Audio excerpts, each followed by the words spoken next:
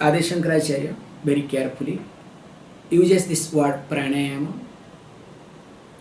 The common meaning of pranayama is nothing but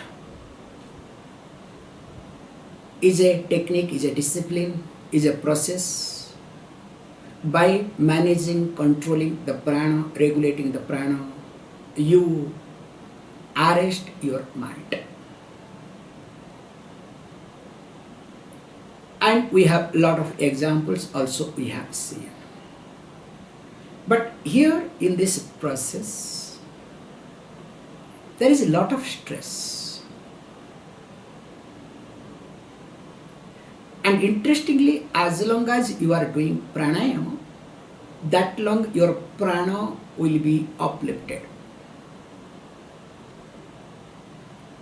Especially your urdhva prana, the prana will start moving upwards, which is being talked differently by people Kundalini Yoga. This chakra, that chakra, this, that, all these things, is a completely fancy imagination to capture emotional people. You know better. When I was wandering, I cannot forget, I learned few things in my life during wonderment time. I was told when we were studying under Pujya Swamiji. So Pujya Swamiji used to say, look, suppose if you are really interested in food and to get seva, so better go to Punjab. Those days, okay, now things have changed entirely. In last 10-15 years, Punjab really changed. However, so if you go to Punjab, they really feed you very well. And for me, it was first time I went, wonderment time. You can say aloo paratha, this bread stuffed with potato.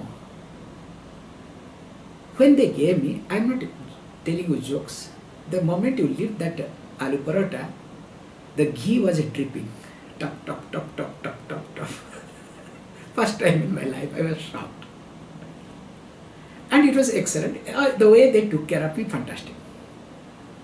But the interesting part was that there was one person who was serving me and he was very serious and he asked me one point. And I want to discuss with you. I said, yes, please. I have been practicing Kundalini Yoga, but my Kundalini is stuck in between. So will you please help me? And the way he was serious, I never knew that time, how to, present myself. And especially after good food, my mind is calm down, so everything is perfect. I said, I don't think I can help you. No, seeing you, I can make out, I know you can only help me. And you have been doing a lot of pranayama, I can make out, because Pero is able to sense. I said, look, what can I do? No, please focus on, So I said, okay, fine. So where is your Kundalini? Then, okay. Then I said, look, your, this, Kundalini is in stock in between your navel area. So I have to use this chakra word, because if you don't touch chakra word there, it will not work, okay? Exactly. You are really right. You got it. Then I said, okay. Then I said, okay, let me now work on to bring it up. Hey, now look, I am able to catch hold of the food of Kundalini. And of course I was serious. Then the fellow said, yeah, I could feel. Yes, there is a momentary movement. Yes, also it's getting suffocated. Please pull it up. The way he became serious, you may believe it or not, neither I was in a position to laugh, nor I was able to digest. And one thought came to me, na buddhi bhedam janayat. Don't create any difference. If the person is practicing, let him practice. I said, good, I tried, but don't worry, it will come. It will slowly happen, don't worry. No, please help me when you are here 2-3 days. Please try to help me. And you may believe it or not, I tried my best to escape from him as long as I stayed there. So in short, when you do continuously pranayama, as we have been talking, your especially the sukshma aspect of pranayama will go to manomaya and vijnanamaya. So when this manomaya kosha and vijnanamaya kosha gets influenced by pranayama, and of course there will be some link with anandamaya too, and because of which you will have lot of vision, especially whatever decision you make or whatever you say, that has to happen. That is the outcome, but not for that sake one should do pranayama. But that is being put it very differently as Kundalini. This is entirely different. All of you must be clear. But if you are practicing Kundalini, nothing wrong in it. Now Buddhi Vedam Janayat, please continue. But knowing the limitation, this is just spending some time, like especially I remember we used to do it. In fact, now I have never done recently. Like in our childhood we used to play with this marble. So we were crazy. Now suppose if I see some children, small boys are playing with marble, I can join with them. Okay, 5 minutes I can play with them. But it's a fun, you understand. Not that I am attached. I say good. In fact, some people used to give in Italy marbles to me gift in the beginning days. Okay, because those days I used to talk a lot of examples on marbles. Okay, I don't know where are the marbles are there. However, so understanding the concept of pranayama is nothing making me more and more sattvic. Whereas those who get into Kundalini, they are more become tamasic. This is my personal observation. Including all sort of different things. This, pranic healing, this healing, another one was spiritual healing. So I have come across one person very nicely. I should bring this point also to you, all of you. When you, sorry, in front of me already Ajit is there here. Okay, I forgot Ajit. Okay. Okay. Now Buddhi Vedam Janayat, so I'll keep quiet, okay? And I have to also thank, because of the spiritual healing, now Ajit is here, okay, with me also, okay? But thank God, he understood the limitation of it. But what a, drama, what a stage, you cannot think of. That too in Chennai. However, so when you do pranayama, that too regularly, through pranayama, you can do anything and you can heal anybody you want. I'm again using this word very carefully. Through pranayama, you can do anything, also you can heal anybody. And that is how all these Mahatmas, when they bless, and it works. You don't have to spend time. Yes, in other methods, they have some tricks and techniques just to confuse you, confuse others, and of course, it's good for common people, it's very nice. And when you do pranayama for yourself, not for any purpose, but to make me more and more sattvic. So when I say more and more sattvic, what is the benefit of being sattvic? Me being sattvic gives one result at least, that I don't hold on to anything or anybody in my life.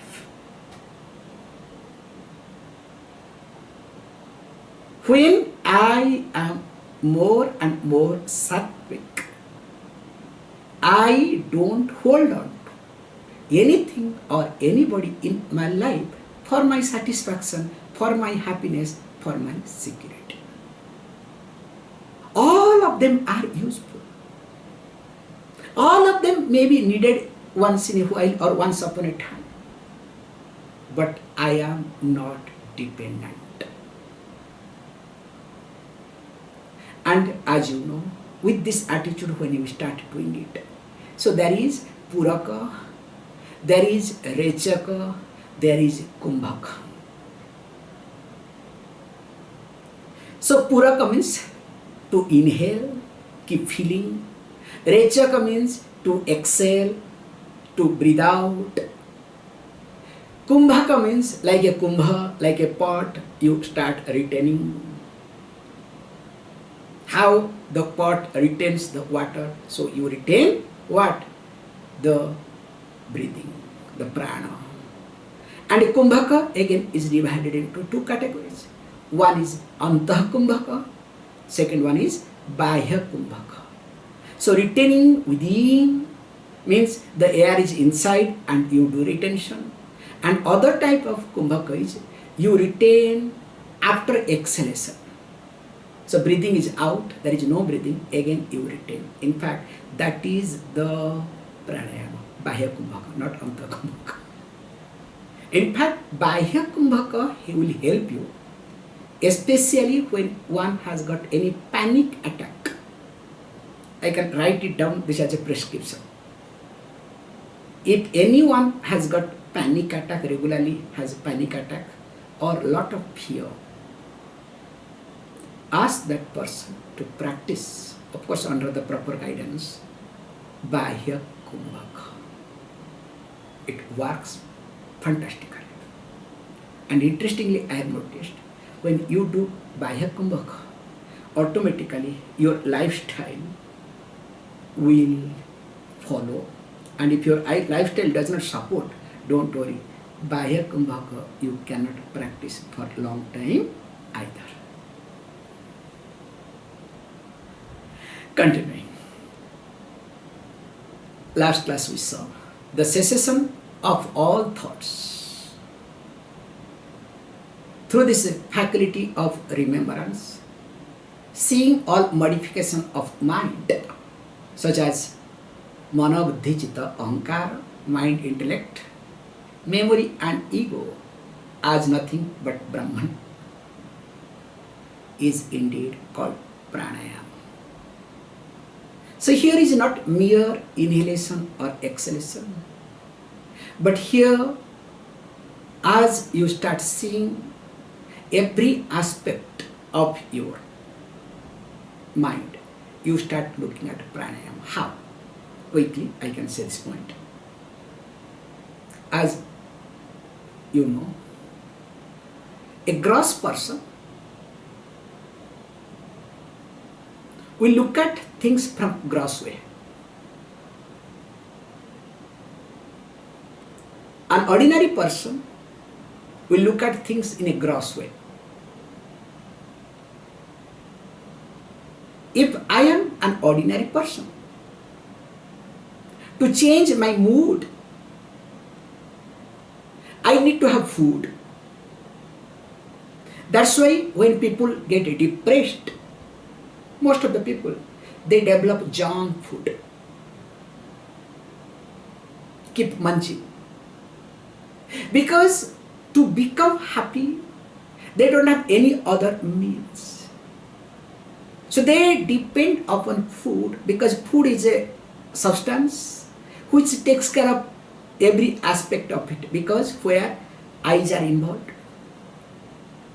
Interestingly, because you can see how many sense organs are involved in the food. Eyes are involved. Ears also are involved, because the crunchy sound, or while preparing the food, you have heard about a lot of things. And not only that, smell also involved. Taste also is involved. And also, whether it is creamy or not, softness, all these things are involved. Almost all 5 sense organs are involved in food. That's why if you observe, anybody becomes depressed, disturbed, when your mind gets disturbed, too much disturbed, you don't feel like eating at all. But if you manage to eat, don't worry, you will be able to manage. That's why you can closely closely you can say, if you are becoming too eating oriented, that means deep within somewhere you are going through depression. That's why you need to work on this aspect very carefully. This is the truth, this is the reality. Now he says very carefully, now when food from annamaya kosha, slowly you are trying to take care of pranamaya kosha, because when you take, let us say, junk food, spicy food, some breathing takes place, you understand? Sweating happens, this, that happens. So your prana changes. So through annamaya, pranamaya changes. Can you see? And because pranamaya changes, manomaya also changes. But it remains only in the level of manomaya, emotional level. It never goes to cognitive level, vijnanamaya kosha. Clear? Whereas here we say, because of cognitive change, brahmatvenaiva. So when you start looking at all your chitta, ahankara, all these four things are nothing but Brahman, there is a cognitive change. Now you start looking from top to bottom. So your decision making faculty gives command to emotion, hey, there is nothing, laugh. Then when mental you start laughing, what will happen to your prana? Will the prana be balanced or not? And when prana is being balanced, now what happens? Will you feel like eating? Observe. When you are really happy, contented, do you feel like eating? Just a small example I am giving. You will not. Because the energy that we have in this body, physical energy, don't worry. Even if also few animals join together, I don't think they can consume in 1 month, okay? Forget about me, myself alone. So coming back, if this is the case, now he says, look, working always, you take the help of pranayama, nothing wrong in it. But try to go to subtle aspect of pranayama, how it is helping your manomaya kosha and vijnanamaya kosha.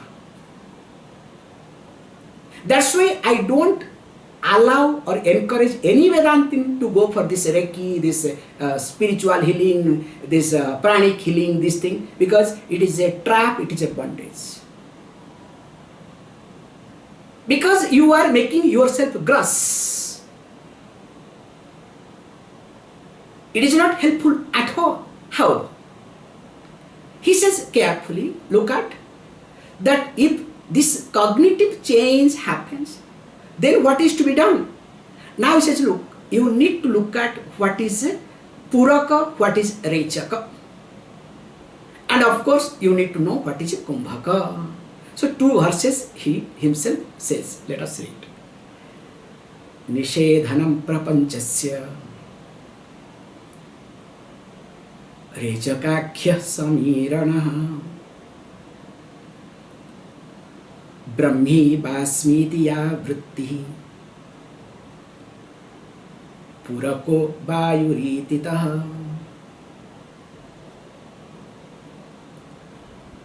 Tatas vṛttinaiścalyaṁ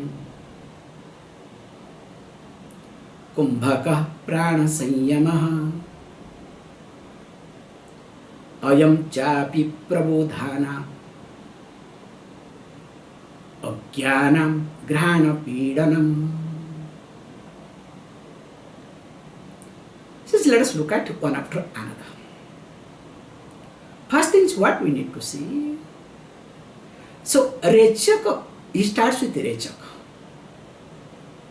In fact, if you observe traditionally, when we do pranayama, including our method, do we start with pūrako or recakākhyaḥ? Do we start with exhalation or inhalation?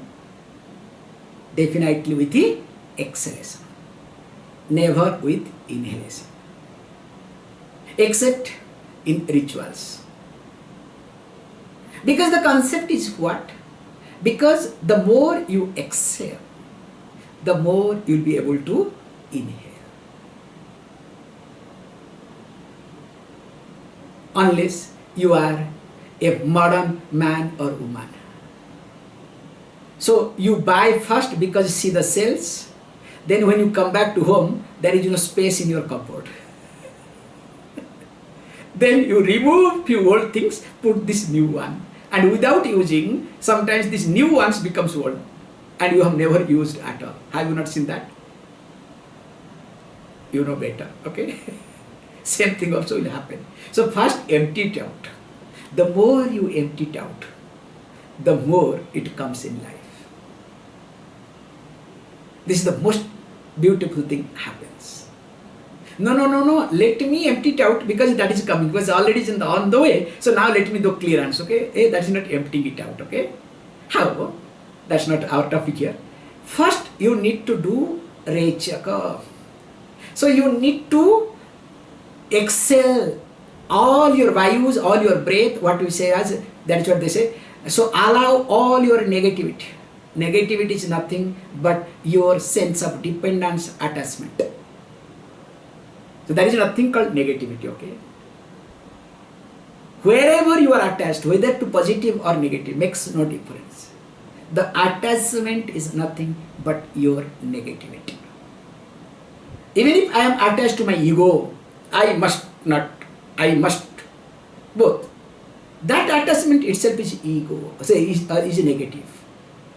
So here he says carefully that you need to, common language, you need to remove your negativity through the recakākhyaḥ. But what is negativity? So negativity is nothing. Looking at the universe as truth, as reality. Why you are attached? Why you are dependent? Because you think this is real. I may die, but it will continue. You understand? This is permanent. So the negativity lies that seeing the prapañcasya, this phenomenal universe, as real, because it has got experiential existence.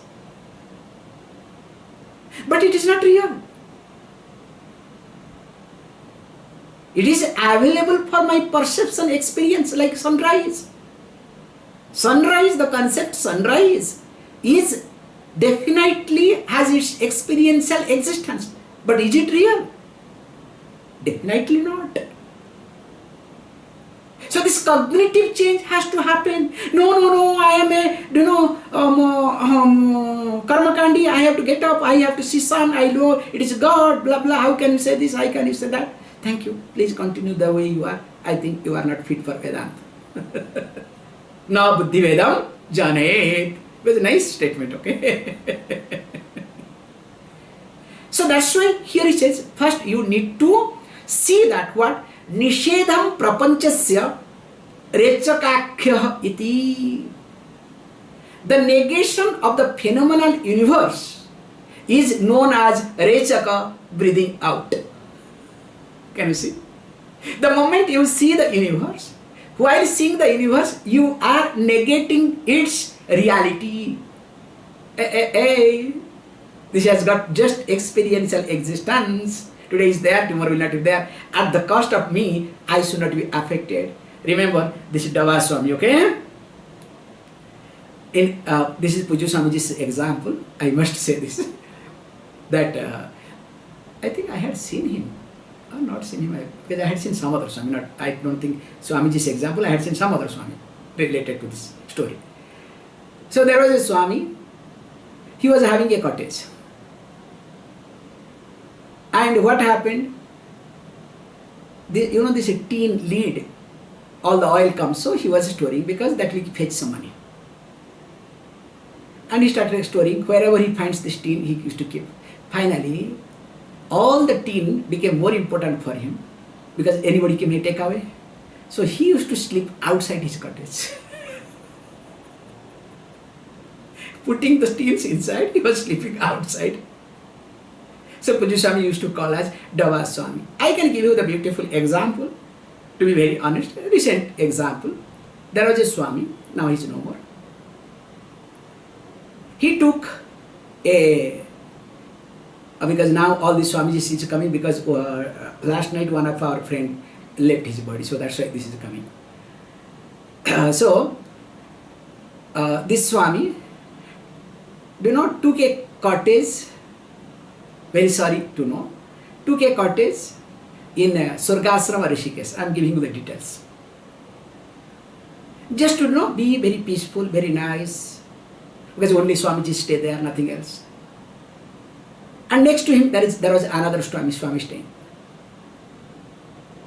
And God knows what happened between both of them.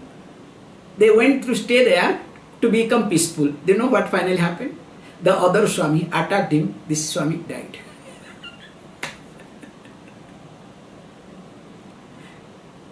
We have plenty of examples like this. So also here, prapañcasya is a prapañca. The phenomenal universe is universe. I don't have any problem. But I must not look at as reality. The moment I look at as reality, truth, then I have attachment. And once there is attachment, because of my dependence, I am insecure. The more I am attached, the more I am insecure, more dependent I am. That is called negativity, that is called recakākhyaḥ. So recakākhyaḥ means to be removed that. How? By negating in a cognitive way. So continuously, the moment it happens, that's why you say what? Try to see the limitations of it. Whatever tries to affect you, whatever tries to bug you, try to see that limitation. Ya vṛttiḥ, and he says, what is that? Aham eva brahmasmi iti. I am indeed Brahman. So you accept. Then what you need to do? You need to inhale. So they in Yoga Shastra, what they will say? When you inhale, think positivity, all positivity, things comes in. All negativity goes away. So what is the best positive thing? It says, Aham Brahmasmi iti. Better than this, anything is more pure, more positive? Definitely not. That I am indeed Brahman. I am not a sinner. I am not dependent. I am not insecure. I am not stupid. I am not cretino, cretina, cretini, whatever, okay? I am not that. I am indeed Brahman. So this thought, seeing me as Brahman, one side I look at this universe as negated, it has no experiential existence, and other side I am Brahman. And that is what is called as a pūrako, breathing in. And Tatas, once this happens, thereafter you need to do kuṁbhakaḥ. So kuṁbhakaḥ means what? Retention. So here anta kuṁbhakaḥ mainly, and of course vahi kuṁbhakaḥ you can do later on. So anta kuṁbhakaḥ, what he says? Tad vṛttīnāṁ. So there is Niṣedhanaṁ. Niṣedhanaṁ means steadiness. The steadiness of that thought called I am Brahman means committed to that teaching. Here, I am Brahman, aham brahmasmi, aham brahmasmi, aham brahmasmi, aham brahmasmi, japam will not work. So, committing yourself to the teaching, and what is this teaching? That entirely, one side is what? Simultaneously continues. This world, this prapañca that I experience has its experiential existence but not reality. But I am indeed Brahman. Mind starts dwelling upon this all the time.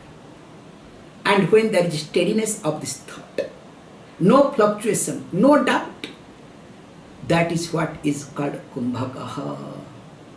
Ayaṁ prāṇasaṁyamaḥ prabuddhānām iti. This is called prāṇāyāma for the wise people. Whereas ajñānāṁ apica ghrāṇa pīḍanam.